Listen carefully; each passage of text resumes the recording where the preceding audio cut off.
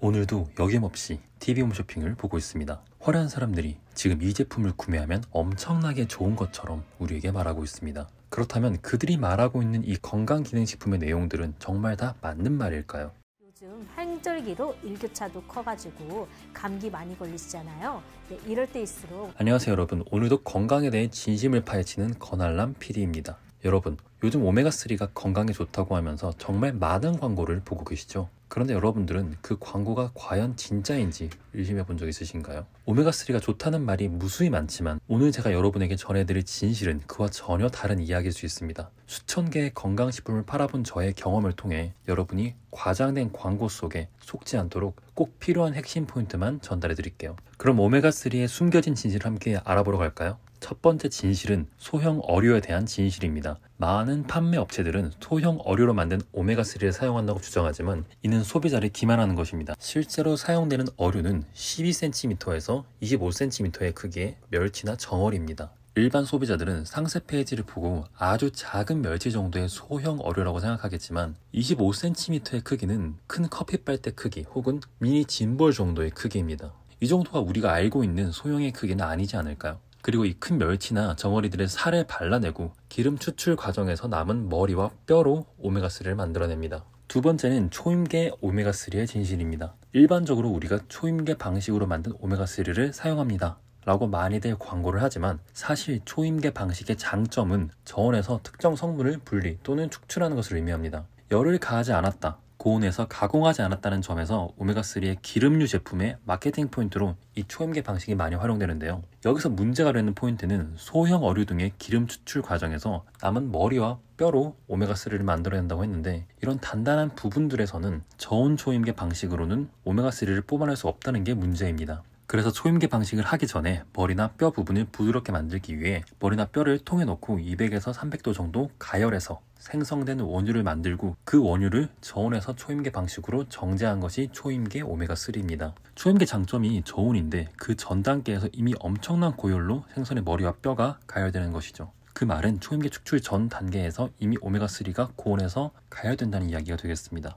이런 단계 과정은 이야기하지 않고 초임계 오메가3가 저온을 이용해서 더 좋다고만 이야기합니다. 마지막으로 늘 가장 상단에 첫 번째로 나오는 RTG 오메가3. 우리는 흡수율 때문이라고 알고 있지만 이건 반은 맞고 반은 틀렸습니다. RTG 오메가3는 정말 흡수율이 높은 걸까요? 물론 단기적으로 고용량을 복용했을 때 흡수율이 높을 수는 있다라는 논문은 있지만 장기적으로 섭취한 경우에는 오메가3의 흡수율과 차이가 없다가 맞습니다. 우리나라에서 RTG가 흡수율이 좋다고 널리 알려지게 된 계기가 마케팅적으로 2주간 고용량 3300mg으로 섭취 시 효과가 있다는 논문을 근거해서 광고를 했기 때문입니다. 누가 오메가3를 하루에 3300mg씩 먹습니까? 우리나라에서 가장 유명한 종땡당 오메가3도 하루 권장 섭취량 600mg에 2개를 먹는데 그럼 매일 11개씩 먹는다는 말인데 이게 일반 사람들이 가능한 수치일까요? 그래서 RTG 타입이 다른 타입의 단점을 조금 개선한 것은 맞지만 제품을 고르실 때 너무 RTG만 고집할 필요는 없다입니다. 그리고 마지막으로 대부분 EPA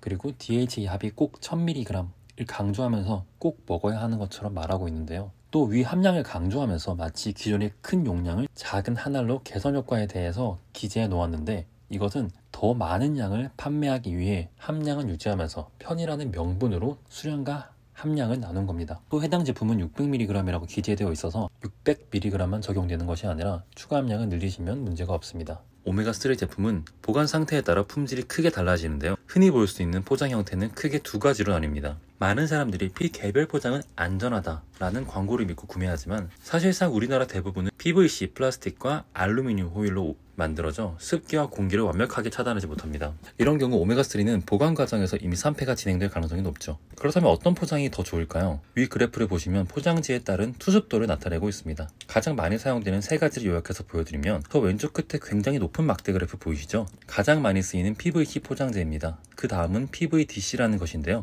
주로 의약품에 많이 사용됩니다. PVDC는 PVC에 코팅을 한 겹 더한 건데요. 코팅을 하니까 투습도가 엄청 낮아지는 게 확인됩니다. 그리고 가장 오른쪽에 알루미늄은 투습도가 제로입니다. 알로알로 포장으로 들어보셨을 거예요. 이렇게 생긴 포장인데 해외에서 수입되는 유산균 제품이 많이 사용됩니다. 또 병원으로 구매하시는 분들은 크게 두 가지가 있습니다. 이렇게 병 밑에 보시면 PET 페트 재질과 HDPE 재질, 일반적인 페트병과 두께 차이는 있겠지만 같은 재질입니다. HDPE는 고밀도 폴리에스틸렌이라고 하는데요. 일반적으로 페트보다 이 HDPE 재질이 공기와 습도에 강한 포장재입니다. 그래서 병포장으로 된 오메가3를 고르실 때는 이 용기를 선택하셔야 합니다. 하지만 이런 병포장은 뚜껑을 열고 닫으면서 공기가 들어가기 때문에 보관에 특별히 신경 쓰셔야 합니다. 그리고 가장 최악의 포장재는 빛의 투과를 막지 못하는 밝은 투명색 오메가3 페트 포장 재질입니다. 마지막으로 오메가3 구매 시 반드시 확인해야 할 두 가지 사항을 말씀드리면, 포장지를 먼저 확인하시고 PTP 포장인지 병포장인지 살펴보고, 병포장이라면 이 재질이 HDPE 재질인지 확인하세요.